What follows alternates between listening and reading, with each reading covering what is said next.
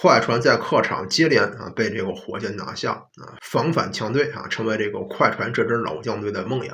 需要补充年轻或者健康的球员才能够提升应付防反球队的能力近期这个美媒提出一个交易方案就说这个底特律活塞队出以这个托哈加斯图尔特加霍兰加2030年首轮选秀互换权去换小卡的交易。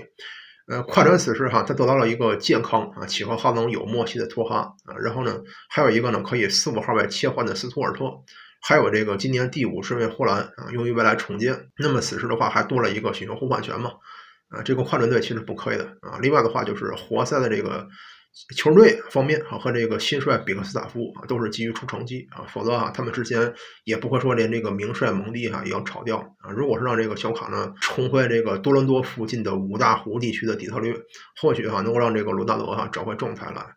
这个快船此时他这个薪资上超越一土豪，他不能够说吃进更大合约小卡的这个年薪是4920万，但这个活塞这3份合约并没超一个是托哈是2500万，一个是斯图尔特是1500万最后的话这个霍兰是820万正好比这个小卡的合约要小那么此时的话这笔交易是能够成的。那么有人说这个你吃进更多的这个球员进来阵容空间怎么办其实来讲这个球员已经进来了你如果是说裁掉一些底薪直接裁掉成为一份死钱也没事